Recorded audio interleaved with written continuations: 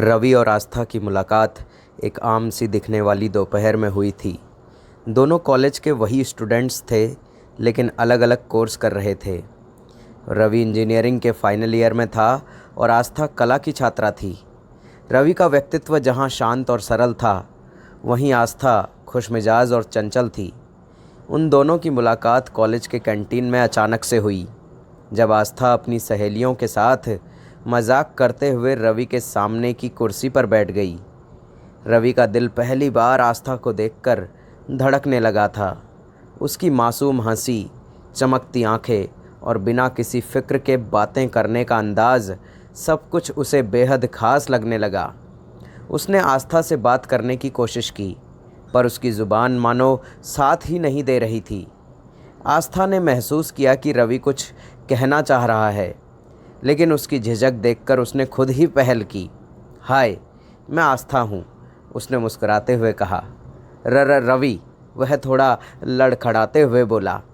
यह पहली मुलाकात थी और इसके बाद तो जैसे दोनों की मुलाकातें आम बात हो गई। दोनों ने एक दूसरे के साथ ज़्यादा समय बिताना शुरू किया और धीरे धीरे उनकी दोस्ती गहरी होती चली गई।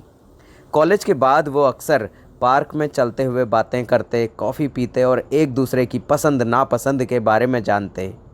रवि को आस्था की हर बात आकर्षित करती थी। उसकी बातें कभी कभी बचकानी होती, पर उसमें भी रवि को एक अजीब सी मासूमियत नज़र आती थी। वहीं आस्था को रवि का शांत और संजीदा स्वभाव काफ़ी ज़्यादा पसंद था। वह कहती, तुम्हारे साथ समय बिताना मुझे बहुत सुकून देता है। समय के साथ दोनों के बीच एक नज़दीकी बढ़ने लगी। एक दिन कॉलेज की फेयरवेल पार्टी थी। आस्था ने एक खूबसूरत लाल साड़ी पहनी थी और रवि ने उसे पहली बार इस रूप में देखा था। उसका दिल तेज़ी से धड़कने लगा। आस्था उसकी ओर बढ़ी और उसकी आंखों में गहरी चमक दिखी। कैसी लग रही हूँ, उसने मुस्कुराते हुए पूछा। रवि कुछ कह नहीं पाया। उसने बस उसकी ओर देखा और आस्था ने उसकी चुप्पी को समझ लिया था। पार्टी के बाद रवि और आस्था दोनों अकेले छत पर बैठे थे। ठंडी हवा चल रही थी और आसमान में चांद चमक रहा था। रवि ने धीरे से आस्था का हाथ पकड़ा और उसकी ओर देखा। आस्था, मैं तुमसे कुछ कहना चाहता हूँ, उसने थोड़ी घबराहट के साथ ये सब कहा। क्या? आस्था ने उसकी आंखों में देखते हुए पूछा। मैं तुम्हें बहुत पसंद करता हूँ, रवि ने साहस जुटाकर ये कह डाला। आस्था थोड़ी देर के लिए चुप रही, फिर धीरे से मुस्कुराई। मैं भी तुम्हें पसंद करती हूँ रवि। रवि की आंखों में एक खुशी की चमक आई। वह आस्था के और करीब आया। दोनों के बीच अब कोई फासला नहीं था। आस्था ने अपनी आंखें बंद कर ली और रवि ने धीरे से उसके होठों को अपने होठों से छू लिया। यह पल दोनों के लिए बहुत ही खास था।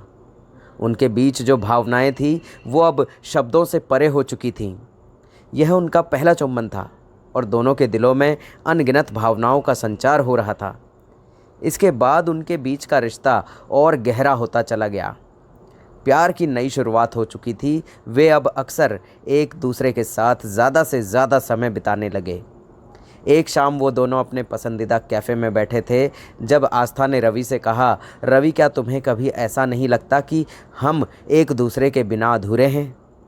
रवि ने उसकी बातों पर ध्यान दिया और वो मुस्कुरा पड़ा। हाँ, मुझे हमेशा से ऐसा लगता है कि जब तुम पास नहीं होती तो हर चीज़ अधूरी सी लगती है। आस्था ने धीरे से उसके हाथ को पकड़ा और उसके करीब आई। मैं तुमसे एक बात कहना चाहती हूँ।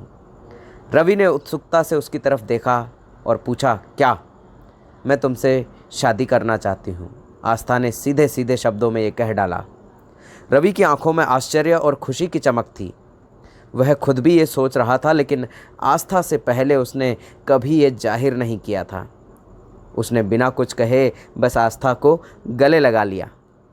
कुछ ही महीनों बाद दोनों की शादी की तैयारियां शुरू हो गईं। परिवार वाले भी इस रिश्ते से काफ़ी खुश थे। शादी का दिन भी आ गया। आस्था ने सुर्ख लाल लहंगा पहना था और रवि ने शेरवानी। दोनों को देखकर लगता था जैसे वो एक दूसरे के लिए ही बने हों। शादी के बाद उनकी ज़िंदगी और भी ज़्यादा खूबसूरत हो गई। शादी की रात दोनों ने एक दूसरे के साथ अपना वक्त बिताने की शुरुआत की।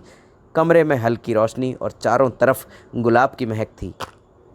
आस्था ने रवि की तरफ देखा और उसे अपने करीब बुलाया।